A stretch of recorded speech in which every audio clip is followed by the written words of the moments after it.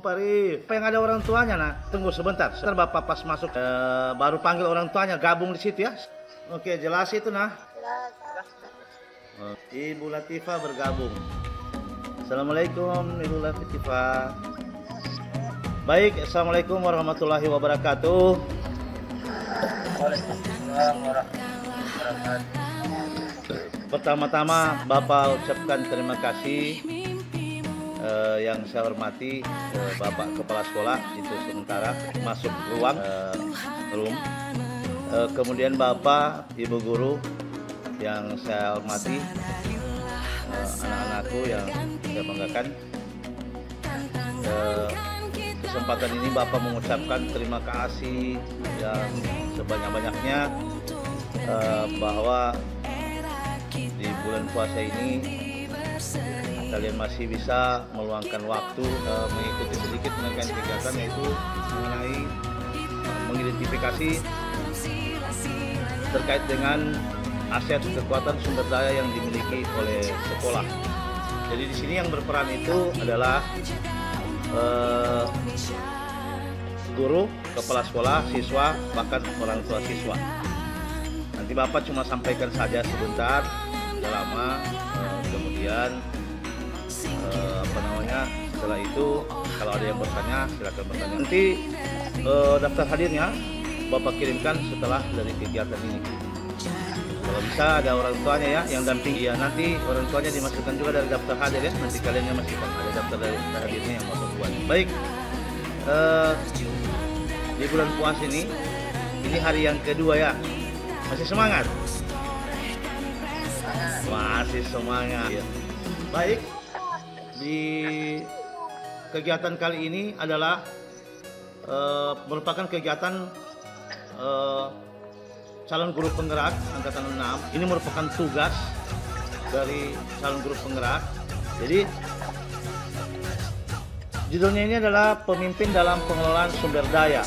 Di sini kita ditugaskan berkolaborasi dengan seluruh warga sekolah, mengidentifikasi aset kekuatan sumber daya yang dimiliki oleh sekolah. Mengidentifikasi aset kekuatan sumber daya yang dimiliki sekolah itu, sekolah sebagai ekosistem terbentuk menjadi dua, yaitu biotik dan abiotik. Abiotik ini adalah murid, guru, kepala sekolah, wali murid, pengawas, masyarakat sekitar, dinas terkait. Keuangan itu abiotiknya adalah keuangan, sarana dan prasarana lingkungan alam. Jadi ini adalah merupakan aset-aset yang dimiliki oleh sekolah, baik di dalam sekolah maupun di luar sekolah. Aset-aset itu tujuannya adalah menciptakan suasana pembelajaran yang aman, nyaman, dan menyenangkan, dan tentunya yang berpihak kepada murid kalian tentunya. Ada dua pendekatan yang terkait pengelolaan sumber daya, yaitu pendekatan berbasis kekurangan, yaitu masalah, kemudian pendekatan berbasis aset, kekuatan, aset based approach. Sekarang penjelasannya, pendekatan berbasis kekurangan itu atau masalah, di mana pendekatan berbasis kekurangan ini akan memusatkan perhatian kita pada apa yang mengganggu, apa yang kurang, dan apa yang tidak berfungsi dengan baik. Jadi kita suka melihatnya dari segi kekurangan. Dari segi kekurangan ini yang kita jadikan sebuah hambatan, sebuah penghalang. Sesungguhnya tidak. Nah, seharusnya cara kita melihat itu, cara pandang kita itu adalah menggunakan pendekatan berbasis aset, kekuatan yang merupakan suatu kekuatan. Pendekatan berbasis aset adalah sebuah konsep yang dikembangkan oleh Dr. Catherine Kramer, seorang ahli psikologi yang menekuni kekuatan berpikir positif untuk mengembangkan diri. Pendekatan ini merupakan cara praktis menemukanali hal-hal yang positif dalam hidup dengan menggunakan kekuatan sebagai tumpuan berpikir. Jadi kekuatan itu misalkan begini, kita menemukan aset-aset, salah satunya adalah aset seperti bangunan sekolah, lapangan, kemudian sarana prasarana, kemudian lingkungan alamnya. Nah, itu semua bisa kita manfaatkan untuk mendukung proses pembelajaran yang ada di kelas, baik kelas maupun lingkungan. Termasuk adalah tokoh-tokoh masyarakat seperti yang tadi adalah biotik dan abiotik. Aset terbagi ada dua, ada biotik, ada abiotik. Jadi aset itu ada dua jenis. Kemudian melalui pendekatan berbasis aset ini, kita bisa mengidentifikasi apa-apa saja yang ada di lingkungan sekolah kita yang bisa kita manfaatkan, sumber daya apa saja yang ada di lingkungan sekolah kita yang bisa kita manfaatkan untuk mendukung proses pembelajaran di lingkungan sekolah kita, bahkan sampai dengan di kelas kita. Salah satunya tadi seperti yang Bapak katakan, gedung perpustakaan kita ada. Apalagi yang ada? Gedung apa lagi? Lab. Gedung lab lagi yang ada ya. Halaman. Apalagi yang ada untuk aset-aset kita? Yang ada itu seperti sarana tempat beribadah, ya. Kemudian ada di situ jambannya lengkap. Nah, kalau lingkungan alam kita, tempat sekolah kita ini salah satu tempat yang sangat strategis. Penghijauannya ada, kemudian bisa juga seperti tadi, selain lingkungan alam, lingkungan yang mempengaruhinya itu adalah yang bisa kita manfaatkan itu adalah aset daerah. Aset daerah itu seperti hubungan kedinasan antara sekolah dengan dinas pendidikan Kota Palu, sekolah dengan rumah sakit, sekolah dengan keamanan yaitu kantor polisi, sekolah dengan kelurahan. Itu bisa semua kita manfaatkan aset-aset pemerintah itu untuk mendukung proses pembelajaran di sekolah. Salah satunya contoh kalau keamanan. Kalau keamanan, misalkan kita mengadakan camping. Ketika mengadakan camping, kita bisa berkomunikasi, menjalin hubungan, bekerja sama dengan pihak kepolisian untuk bagian keamanan. Dengan RT, RW setempat dan kelurahan di kelurahan setempat tempat kita yang melakukan percampingan. Jadi itu adalah merupakan aset-aset juga. Jadi aset itu seperti yang tadi depan tadi ada dua, ada aset biotik, ada aset abiotiknya. Nah, itu yang semua yang nanti kita identifikasi. Tadi sudah kita identifikasi. Nah, inilah perbedaannya, ya. Jadi Green Haynes menjelaskan kecenderungan cara pandang yang menggunakan pendekatan berbasis kekurangan dengan pendekatan berbasis aset, seperti yang dapat dilihat dari tabel di bawah ini berikut ini. Coba lihat, berbasis pada kekurangan, masalah atau hambatan. Ini adalah perbandingan ya, perbedaannya. Fokus pada masalah dan isu. Jadi kalau yang berbasis pada kekurangan, cara pandang yang berbasis kekurangan itu dia hanya fokusnya adalah pada masalah. Sementara kalau berbasis aset itu fokus pada aset dan kekuatan. Kemudian di bawahnya adalah berkutat pada masalah utama. Jadi selalu hanya memikirkan tentang masalah utama. Tetapi kalau di berbasis aset, cara pandang berbasis aset itu membayangkan masa depan. Jadi cara berpikirnya itu selalu positif. Nah, itu kalau kita menggunakan pendekatan berbasis aset. Nah, jadi itu. Kemudian mengidentifikasi kebutuhan dan kekurangan, selalu bertanya apa yang kurang. Nah, itu kalau cara pandang yang berbasis kekurangan. Kalau cara pandang berbasis aset, berpikir tentang kesuksesan yang telah diraih dan kekuatan untuk mencapai kesuksesan tersebut. Fokus mencari bantuan dari sponsor atau institusi lain. Kalau berbasis aset itu lebih mandiri, mengorganisasikan kompetensi dan sumber daya aset dan kekuatan. Aset-aset kekuatan tadi yang seperti yang Bapak jelaskan tadi, contohnya adalah ada di lingkungan sekolah kita. Kalau kita belajar misalkan tentang IPA, di lingkungan sekolah kita ada misalkan tentang mencangkok. Kemarin kita lakukan ya. Iya, mencangkok. Kita bisa memanfaatkan lingkungan alamnya. Salah satunya adalah ada di depan di taman, ada bunga, ada tumbuh-tumbuhan juga, sayur-sayuran. Di beberapa tempat itu bisa kita lakukan kegiatan mencangkok. Itu salah satu aset yang bisa dimanfaatkan untuk mendukung proses pembelajaran di kelas. Kemudian kalau pada aset cara pandang berbasis kekurangan, di sini ada merancang program atau proyek untuk menyelesaikan masalah. Sementara berbasis aset merancang sebuah rencana berdasarkan visi. Jadi ada visinya, ada visi. Jadi kalau di berbasis aset dia membuat suatu perencanaan dengan visi yang akan yang disepakati bersama, kemudian kita capai bersama tujuan itu. Nah, itu. Kemudian mengatur kelompok yang ada yang dapat melaksanakan proyek. Itu kalau di berbasis kekurangan. Kalau berbasis pada aset, melaksanakan rencana aksi yang sudah diprogramkan. Jadi program rencana aksi tadi yang diprogramkan melalui visi, melalui perencanaan itu tinggal dilaksanakan. Nah, ya.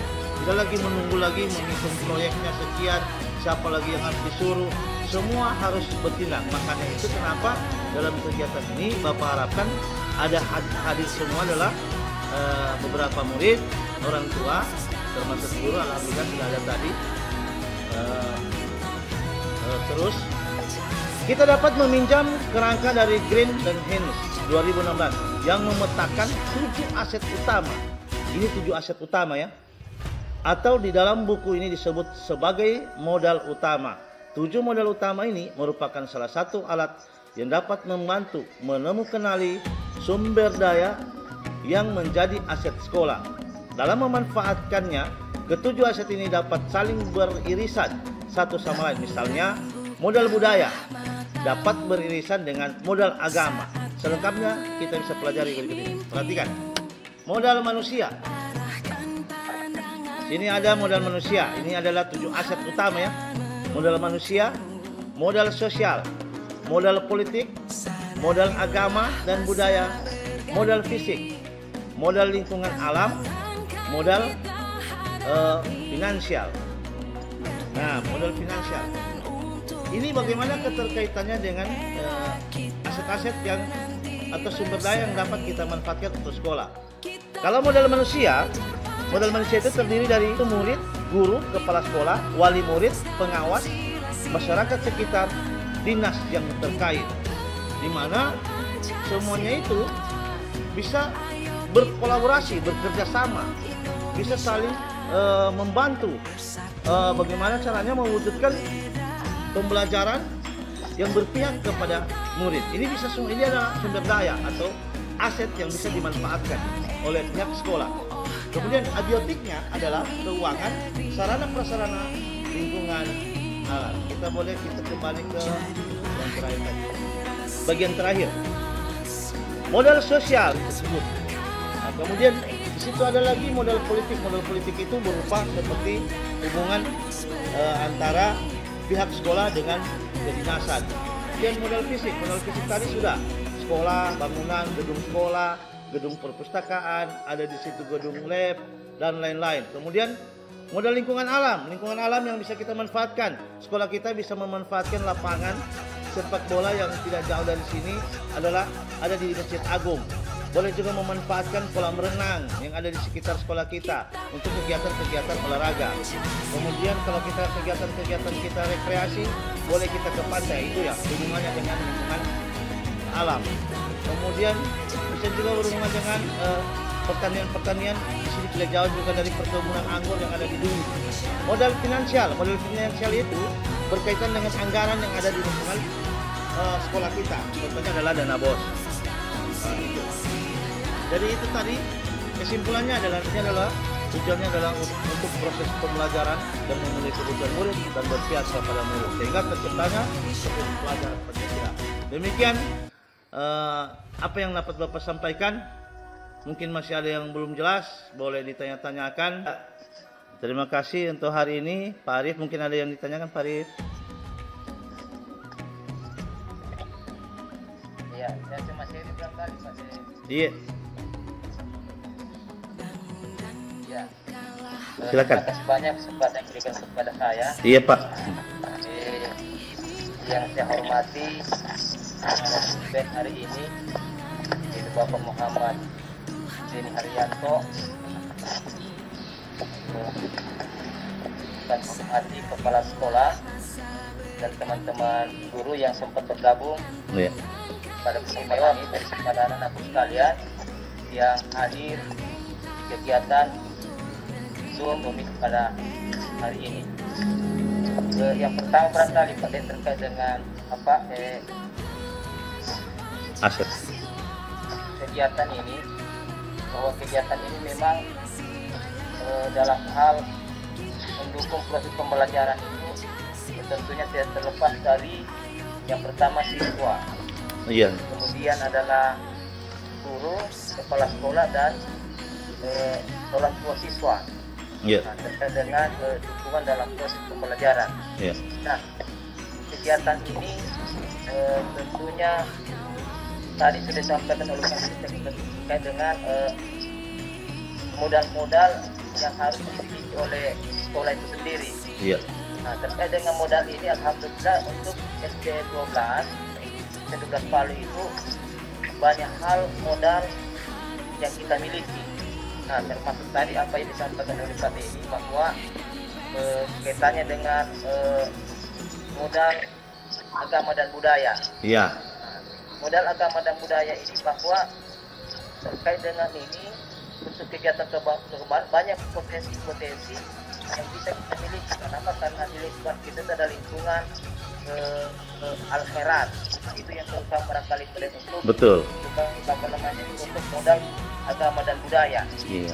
Kemudian terkait dengan modal politik. Nah, ini yang bisa juga kita kegiatan SD 12 nanti ke depan terkait bagaimana depan itu bisa kita kerjasama dengan perguruan tinggi. Iya. Apalagi perguruan tinggi yang kita sekali adalah UIN. Nah, UIN kita bisa kita kerjasama dengan UIN. Kemudian juga dari perguruan tinggi lain dan termasuk dari Universitas Tadulako. Iya. Sebagai narasumber untuk meningkatkan mutu pendidikan yang ada di lingkungan kita, termasuk dalam hal ini adalah SD 12. Barangkali sedikit terkait dengan Iya. sharing kita untuk kegiatan ini. Terima kasih. Assalamualaikum warahmatullahi wabarakatuh. Waalaikumsalam warahmatullahi wabarakatuh. Apa yang disampaikan oleh Pak Arif tadi sangat benar. Benar sekali. Mungkin ada lagi dari Ibu Latifah?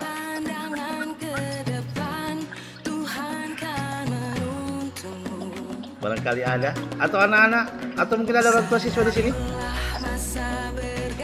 Ada tadi? Silakan. Ibunya Audina barangkali terkait aset. Oh iya. Berarti semua sudah memahami, dan apa yang tadi disampaikan oleh Pak Arif, terima kasih banyak sekali Pak Arif, itu sangat benar sekali. Jadi sesungguhnya cara pandang kita kemarin itu sangat berbeda dengan yang apa yang saya dapatkan di proses pembelajaran guru penggerak, bahwa ada beberapa aset-aset yang bisa kita manfaatkan. Salah satu yang tadi seperti yang Pak Arif sampaikan memang sangat tepat, adalah modal agama dan budaya. Di lingkungan kita ini ada al-khairat. Kemarin itu kita angkat juga di dalam tugas kita, al-khairat yang bisa dimanfaatkan, karena di sana ada tokoh ulama, ada tokoh-tokoh ulama yang bisa mendukung proses kegiatan pembelajaran keagamaan. Begitu juga modal politik itu kerjasama kita bisa dengan bagian-bagian yang mendukung proses pembelajaran. Salah satunya adalah Universitas UIN, bisa seperti yang Pak sampaikan tadi. Baik, masih ada?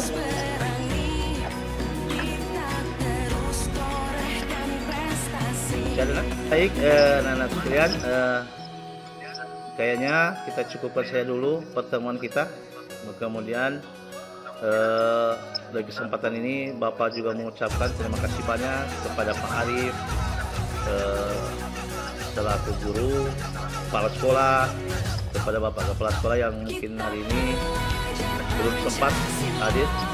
Ada di sini juga Ibu Latifah dan orang tua siswa, kepada anak-anakku juga terima kasih banyak atas waktunya.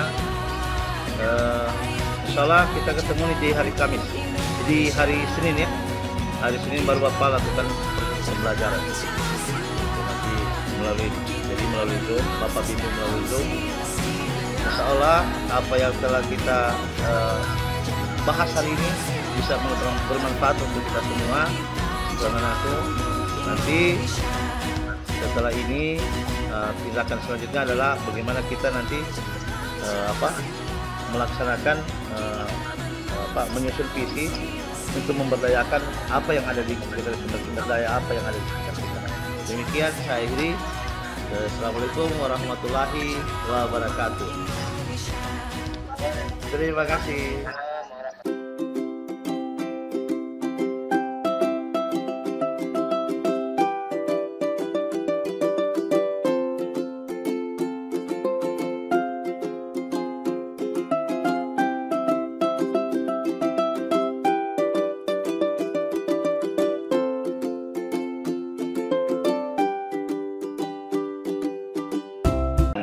Tugas ini apa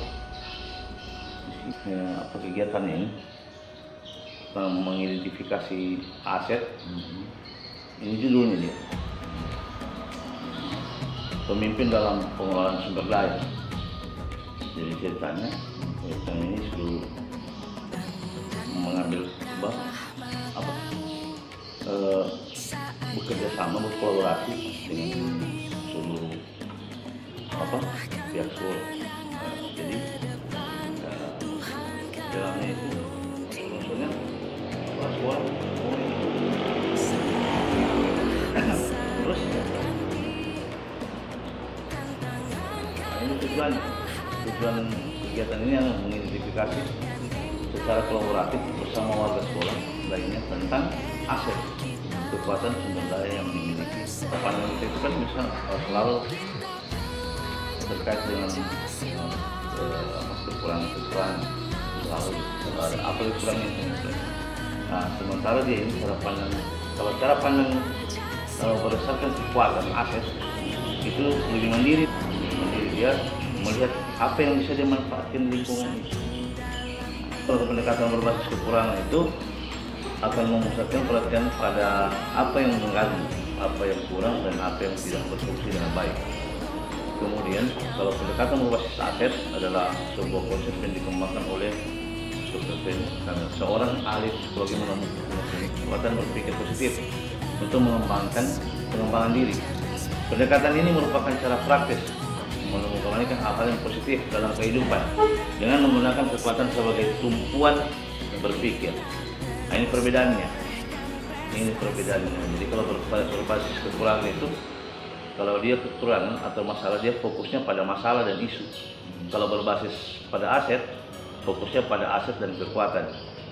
Nah, aset dan kekuatan. Kemudian kalau berbasis masalah, kekurangan itu berkutat pada masalah utama. Membayangkan, kalau sementara basis ini membayangkan masa depan. Kemudian mengidentifikasi kekuatan dan kekurangan, selalu bertanya apa yang kurang. Kalau di sini tidak, beda dia. Kalau berbasis berpikir tentang kesuksesan yang telah diraih dan kekuatan untuk mencapai kesuksesan tersebut. Kemudian fokus mencari bantuan dari sponsor atau institusi lain, menginvestasi kompetensi dan sumber daya, merancang program proyek, menyelesaikan masalah. Kalau di sini merancang sebuah rencana berdasarkan visi dan kekuatan, mengatur kelompok yang melaksanakan proyek, sementara berbasis aset melaksanakan rencana aksi yang sudah diprogramkan. Jadi pilihan itu adalah sini adalah berbasis aset. Nah, ini modal. Jadi modal manusia dalam pemetaan aset itu ada 7 modal, yaitu modal manusia, modal sosial, modal politik, modal agama budaya, modal fisik, kemudian modal lingkungan alam, modal finansial.